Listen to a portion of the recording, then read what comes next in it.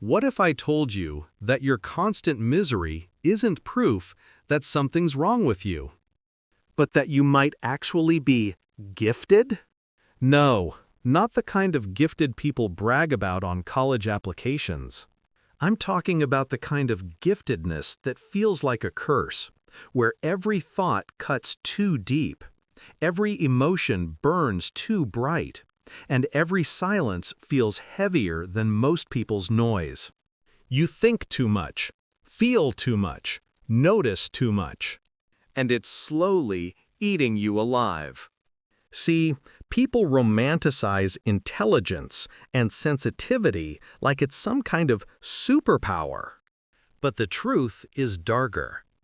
Being gifted isn't glamorous, it's exhausting. It's walking around with an overclocked brain that never shuts up. It's seeing through lies so clearly that you can't enjoy small talk anymore. It's caring too deeply about things that everyone else shrugs off. And then wondering why you feel so disconnected from a world that was never built for your kind of depth. You've probably spent your whole life thinking something's wrong with you. Maybe you were the quiet kid who got labeled as weird or too serious. Maybe you were praised for being smart, but secretly wished you could just stop thinking.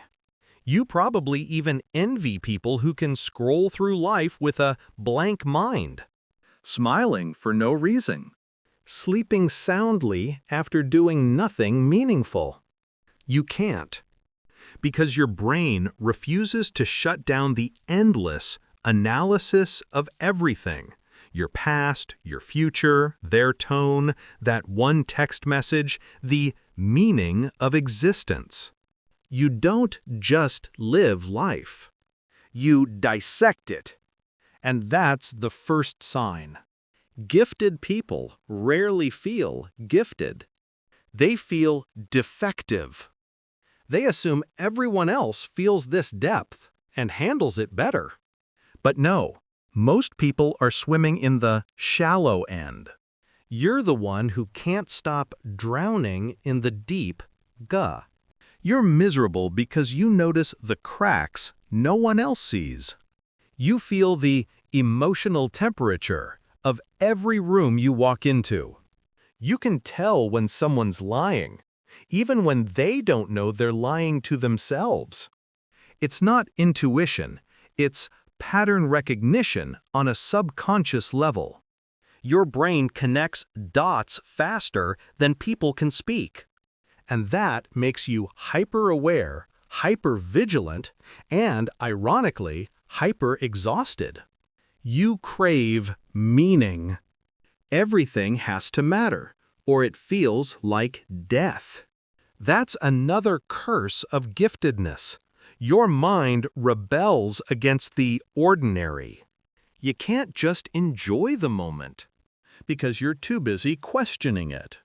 You wonder why you exist, why people settle, why everything feels fake. You look at the smiles around you and feel like you're watching a play where everyone forgot their actors. That's not depression. That's awareness. But awareness is heavy.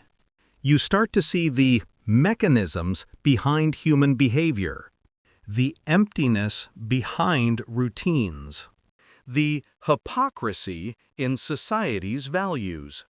And once you see it, you can't unsee it. It's like waking up from a dream you wish you could go back to, but you can't. That's the price of clarity. The price of being gifted. And the irony? The more gifted you are, the less people understand you. You speak a language most don't even recognize. Your humor is strange. Your ideas sound unrealistic. Your emotions are too much. So you learn to shrink. You play dumb to survive. You suppress your curiosity, hide your intensity, fake small talk. But it's all an act, and deep down, you hate it. Because pretending to be normal feels like suffocating your real self just to make others comfortable. You've probably been told, overthink everything. But what they don't realize is that overthinking is just thinking done properly. You're the type who can't accept surface-level explanations. You peel layers until you find the truth. And sometimes that truth hurts. It's not that you enjoy pain, it's that you crave authenticity, even when it burns. Maybe that's why you struggle with happiness. Not because you're broken, but because shallow joy feels fake. You can't force excitement over trends, gossip, or goals that feel meaningless. You're wired for depth, not dopamine. And that makes modern life, a system built on distraction, feel unbearable. You scroll through endless noise, searching for something real, and end up more detached than before. That's not failure. That's your mind rejecting nonsense. And let's be honest, giftedness can be lonely. You might feel like you've outgrown people you love. Not because you're better, but because you've changed. You see things differently now. And the conversations that once entertained you now bore you. You crave connection that's raw, rare, unfiltered. But the world keeps offering filters, scripts, and small talk. So you isolate. Not because you hate people, but because superficiality drains you. Sometimes you even sabotage your own peace. You think too deeply about happiness until you can't feel it. You analyze love until it loses its magic. You question your purpose until existence itself feels absurd. You're not doing this because you want to suffer. You just can't stop. Your mind was built to search, not settle. You probably carry guilt for being too much or too different. You've been made to believe that your sensitivity is weakness, that your curiosity is arrogance, that your solitude is sadness. But here's the dark truth. The traits that make you miserable are the same traits that make you exceptional. You just live in a world that punishes depth and rewards apathy. So if you've ever felt like an alien on your own planet, maybe that's because you are. Not in a cosmic sense, but in the way your perception operates beyond the usual human limits. You see, giftedness isn't about grades, IQ, or success. It's about perception.